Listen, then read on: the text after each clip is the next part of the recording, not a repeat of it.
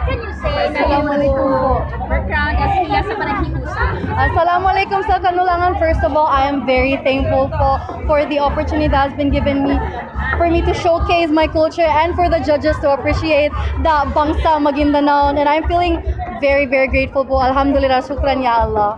What was your advocacy all about? My advocacy po focused on uniting the 11 cultural community through weaving to remember po. So basically po, sa pag-weave po nila ng bawat pattern po nila sa kultura nila, makaka-open po tayo ng livelihood sa kanila. At the same time, mapropromote din po natin ang kanilang culture. So if you think about it, it's like killing three birds with one stone, because aside from the fact that we have livelihood, we also have environmental sustainability, and we're also promoting our culture. For the cash prize, do you have plans already? Of course, well, first of all, is to give back to the people who have made this journey memorable and possible. So, of course, I will give back to my family, to my Bangsa Maguindanao, and of course, to my coordinator, to the people behind my back, because I believe po na isa lang kami nakikita nyo sa entablado, pero marami pong tao ang nagtulong-tulong para magawa ang look na ito ngayon. The challenge naman po with regards with your responsibility, how can you keep up with being the ambassadress of Davao City for this year up to next year?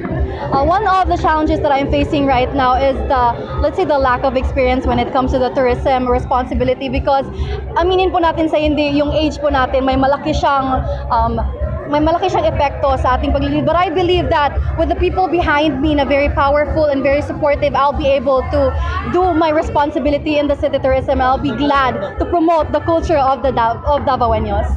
How are you going to work with your other Dahiyas? Of course, actually, before po this, we bonded. Our sisterhood is very strong, very firm. So, I'm confident po na magiging maayos at smooth din po ang flow. Of course, there's professionalism in order to do our responsibility, but at the same time, we're still enjoying our sisterhood as the Hiyas candidates. Sukran. The message of gratitude. Assalamualaikum once again to all my Bangsa Maguindanao and to all the 11 cultural communities and to the rest of the world.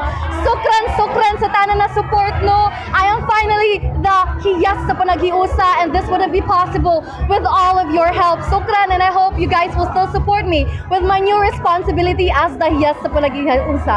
Alhamdulillah, sukran everybody.